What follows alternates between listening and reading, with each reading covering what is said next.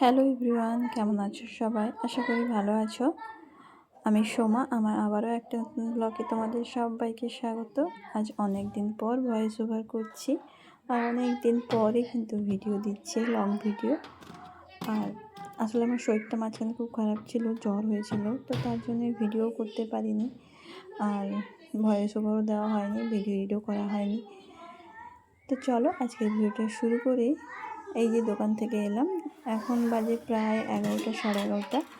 দোকান থেকে এসে তারপর আমি চললাম রান্নাবান্নার কাজ গোছাতে। তো সকালবেলা মোটামুটি আমি প্রায় সমস্ত কাজই শেষ করে দিয়ে যাই, এই দোকান থেকে এসে রান্নাবান্না করি। এটা আবার প্রত্যেক দিন তো করি না, মানে একদিন আবার করেও দোকানে যাই, সেটা তোমাদেরকে বলেছি। তো আজকে আমি রান্না করেছিলাম না, দোকানে গেছিলাম, আর এখন ওই 11:30 মতো বাজে। এই যে এসে রান্না বসাবো, তার জন্য এসে মাছটাকে আগে বের করলাম, বের করে আমি জলে রেখে দিয়ে এসেছি যাতে মাছটা বরফটা গলে যায়। তারপরে এই যে হাঁড়টাড়িগুলো একটু কাদা ঘষলাম, কাদা নয় ছাই ঘষে দিয়েছি এটাতে। তো কাদা মানে ছাই ঘষার কারণ হচ্ছে হাঁড়িতে কালিটা বসবে না, আর আমি না কালো হাঁড়ি রাখতে খুব একটা পছন্দ করি না। আর এই কালো আমি সব সময় তুলে দিই, যেহেতু আমাদের প্রত্যেকদিন উনুনেই রান্না হয়, তাই কালি তো তুলতেই হবে। তো সেই জন্যই আমি এইভাবে মাটি বা ছাই ঘষে দিই, তাদের খুব সহজেই কিন্তু কালিটা উঠে যায়, অতটা ঘষতে হয় না, মাজা ঘষা করতে হয় না অতটা বেশি।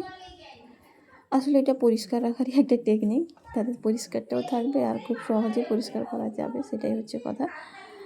তো তারপর এসেই যে সবজি যেগুলো ছিল, সবজি যা রান্না হবে সেটা আমি করে নিলাম, সবজিটা কেটে নিলাম।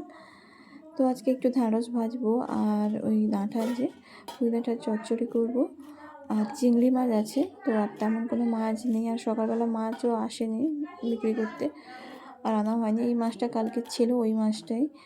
তো সেই মাছটা বললাম যে ঝোল করবো ছেলেকে, ছেলে বললো ঝোল খাবে না, মালাইকারি করে দিতে। তো সেই জন্য আবার ওর জন্য ওই কটা চিংড়ি মাছই মালাইকারি করবো। বাট ওই কটা চিংড়ি মাছ তো, তাই মানে শুধু চিংড়ি মাছ দিয়ে মালাইকারি করলে সবার হবে না, তাই ওর মধ্যে আমি আলু দিয়ে দিয়েছি। তো এই যে ঢ্যাঁড়সটা কেটে নিয়েছিলাম, ওটা আমি ভাজা বসালাম। তারপর ঢ্যাঁড়সটা ভাজা বসিয়ে দিয়ে ওই চিংড়ি মাছটা ছিল, ওটা কাটা হয়েছিল না, তো চিংড়ি মাছটাকে কেটে কুটে পরিষ্কার করবো বলে চলে এসেছি। এই যে চিংড়ি মাছটাকে কেটে কুটে পরিষ্কার করে নিলাম।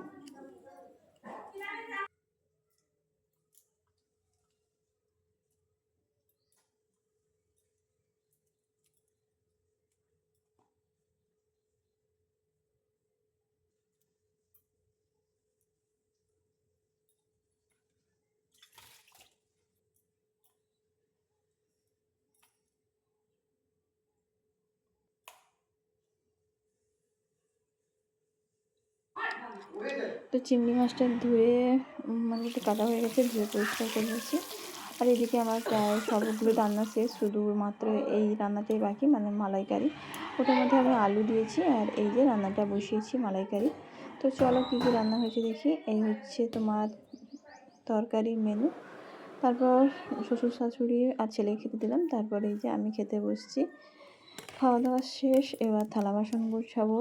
আর খেয়ে উঠতে উঠতেই পুরো প্রায় 2টো বেজে গেছে, মানে খেতে বসতে বসতেই পুরো 2টো বেজে গেছে, কারণ 11:30টার সময় এলে রান্না করতে করতেই আমার 1টা 1:30টা বেজে যায়। তারপরে রাতের রান্নাও থাকে, সেটাও আমি করে নিই রাতের রান্নাটা, কারণ ওই রাতে এসে দোকান থেকে এসে রান্না করার টাইম হয় না, আমার আসতে অনেকটা দেরি হয়ে যায়, আমার শাশুড়ি চলে আসে, তো তাহলে ওনাকেই সবটা রান্না করতে হবে। তো সেজন্য আমি কী করি, তরকারিটা রান্না করে রেখে দিয়ে যাই, বাকিটা রুটি হোক ভাত হোক সেটা উনি করে নেন।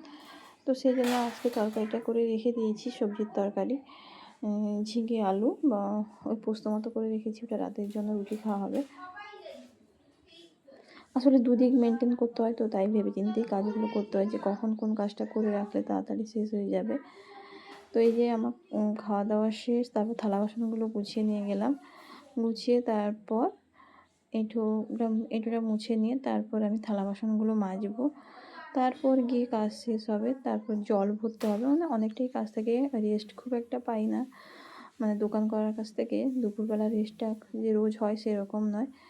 আসলে একটা কাজের সাথে জড়িয়ে থাকলে রেস্টটা তখন অনেকটা কমে যায়, কারণ সংসারটা সামলাতে হবে, তারপর গিয়ে তুমি কাজ করো, বাড়ির যতই তুমি রোজগার করো না কেন।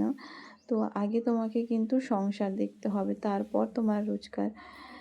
সে যতই তোমার ইনকাম বেশি হোক কি কম হোক, তুমি 2 টাকা ইনকাম করো কি 2000 টাকা ইনকাম করো কি 2 লাখ টাকা ইনকাম করো, যদি একটা ছেলের থেকেও তুমি বেশি ইনকাম করো, তাও তোমাকে কিন্তু সংসারটা সামলে তারপর তোমার ইনকামের কথা ভাবতে হবে।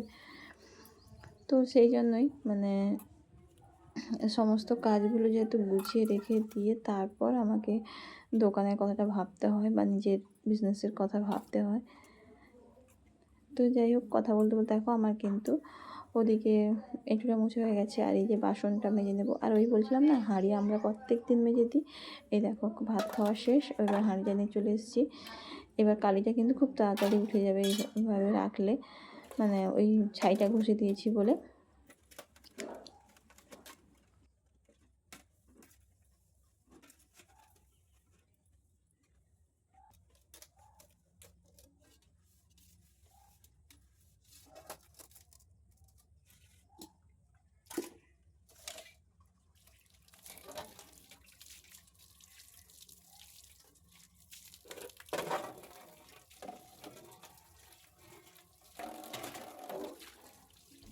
তো মোটামুটি থালা বাসন মাজা শেষ। আর এদেরকে দেখো আমি সমস্ত থালা বাসনগুলো এভাবে উবুড় করে রেখে দিচ্ছি, তাতে জলটা ঝরিয়ে যাবে, শুকনো হলে বাসনগুলো তুলে রেখে দেবো।